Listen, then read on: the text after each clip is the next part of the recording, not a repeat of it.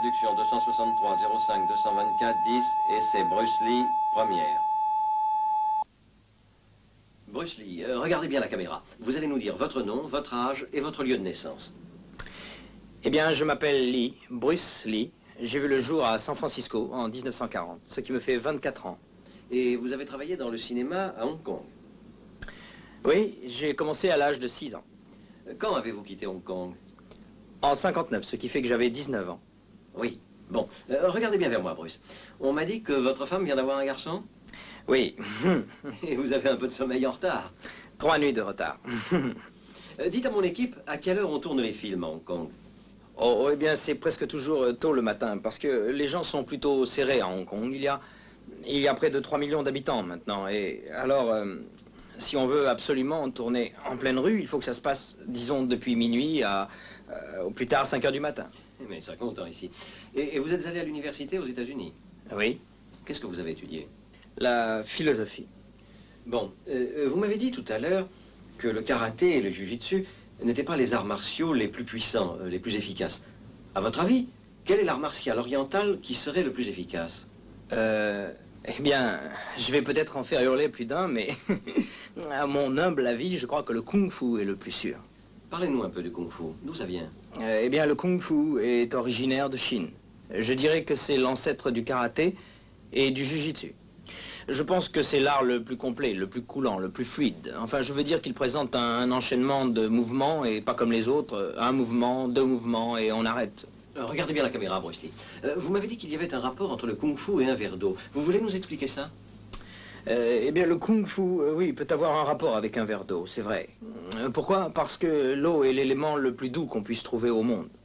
Pourtant, l'eau pénètre les rochers les plus durs. Et le granit, le ciment, tout ce que vous voudrez.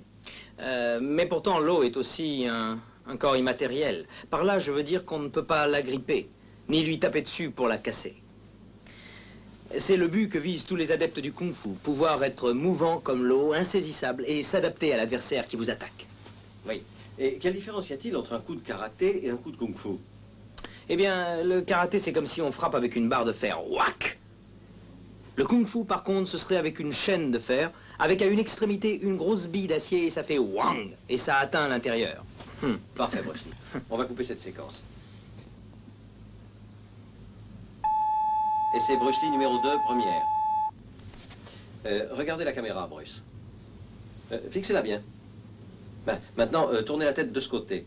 Ne bougez plus. Maintenant, votre profil. Oui, tournez la tête. Merci. Maintenant, tournez la tête de l'autre côté. Là, ne bougez plus. 2 3/4, s'il vous plaît. Faites de nouveau face à la caméra. Hein? Bien. Maintenant, on va reculer la caméra. Bruce, pour commencer, voulez-vous nous montrer quelques mouvements qu'on retrouve dans le théâtre chinois? Ce qu'on retrouve dans le théâtre chinois. Oui, vous m'en avez parlé tout à l'heure dans mon bureau. Leur façon de se déplacer. Ah oui, dans l'opéra chinois. On trouve les guerriers et les érudits, les sages. La façon de marcher du valeureux guerrier va ressembler un peu à ça. Il avance fièrement, très droit. On pose, on courbe, on tend et on repart de zéro. L'honorable sage va plutôt marcher comme une femme. Du moins, il devra présenter un aspect fragile, gracile. Il va marcher comme une frêle jeune fille. Il aura les épaules comme ça. Oui, donc, à leur façon de marcher, on devine à qui on a affaire. Oui, c'est ça. Quel personnage ils vont représenter. Bon, vous voulez nous faire une petite démonstration de kung-fu? Oui, c'est difficile sans adversaire, mais je vais faire de mon mieux. Ah, attendez, on va vous trouver quelqu'un parmi nous. Charlie! Oui, ce serait mieux. Charlie, tu as le physique qu'il faut. Un accident est toujours possible, mais rassurez-vous.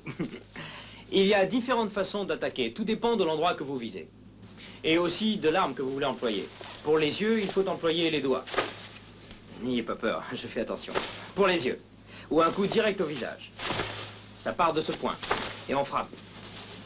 Une seconde. On va déplacer la caméra pour mieux suivre la démonstration. Oui, voilà. Mets-toi comme ça, Charlie.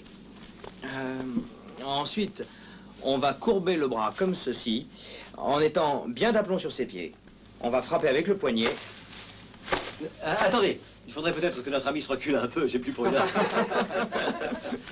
Allez-y, continuez. Ensuite, bien sûr, le kung-fu vous apprend aussi à être plus rusé que celui qui vous attaque. Il faut toucher partout. Aussi bien là que par en dessous. Vous en faites pas. Tournez-vous de l'autre côté, Bruce, s'il vous plaît. D'accord. Voilà, allez-y. Et qu'est-ce que je dois faire? Ce sont des réactions naturelles, des réflexes. Ah oui, quel réflexe. Il n'a pas commencé à bouger, vous êtes déjà revenu en position. Tournez-vous un peu, Bruce. Comme ça? Voilà. Les doigts pour les yeux. Il y a le poignet. Il y a le poignet suivi du coup par en dessous. Oh, bien sûr, on utilise les jambes, coup direct au corps, ou à la tête comme ça. Ou, si je peux me reculer un petit peu, on lui fait sauter la tête et on se replace. Très bien. Vous pouviez avoir peur. Mais non, il n'a pas peur, regardez-le. Bon, maintenant, voulez-vous nous montrer comment un adepte du kung-fu s'efforce de tout régler froidement plutôt que de se laisser entraîner par toute une série d'inconvénients? Le sang. Et d'accord. Merci. Et c'est Bruce Lee numéro 2, deuxième. Maintenant, Bruce, pour mieux suivre la démonstration, il faut considérer que votre adversaire, c'est cette caméra. D'accord. Quelle est exactement la différence entre le jiu-jitsu et le kung-fu? Vous pouvez nous l'expliquer en quelques mots, en quelques mouvements? Oui, bien sûr. Par exemple, vous avez tous lu un jour dans un bouquin, dans un magazine soi-disant spécialisé, que si on vous agrippe brusquement, vous devez d'abord faire ceci, ensuite cela, ensuite ceci et ça, et encore ça. Des dizaines de mouvements pour obtenir un résultat. Oh, eh bien, ce genre de magazine vous indiquera comment faire peur à votre ennemi et plaire à votre petit ami. Bref, à rouler des épaules. Par contre, le kung-fu vous apprend à frapper vite et fort, sans perdre de temps. Tenez, par exemple, on vous agrippe la main. Vous n'allez pas demander d'attendre gentiment que vous vous mettiez en position. Agissez. C'est la base de l'efficacité. On simplifie tout. C'est la même chose pour les coups et tout le reste. Cet art martial repose sur le plus strict minimum de gestes, de sorte que tout soit le plus simple du monde, le plus direct. Et c'est réglé. Il faut agir simplement. Pas de ya, de cris et de coups de poing distribués n'importe où. Ouf. Bonsoir, monsieur. Maintenant, Bruce, Oui. voulez-vous nous montrer quelques figures de kung-fu? Le pratiquant du kung-fu a la possibilité de s'entraîner seul ou avec un partenaire. Pour s'entraîner seul, il faut se livrer à différentes figures qui doivent imiter le cygne, ou bien le singe, ou la menthe religieuse. Tenez, voilà un exemple. On commence comme ça.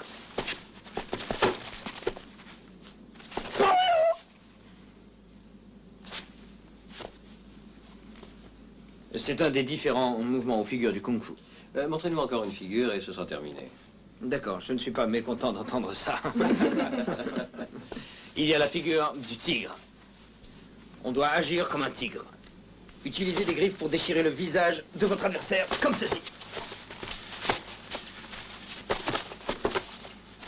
Voilà une des figures du kung-fu. Merci, Bruce.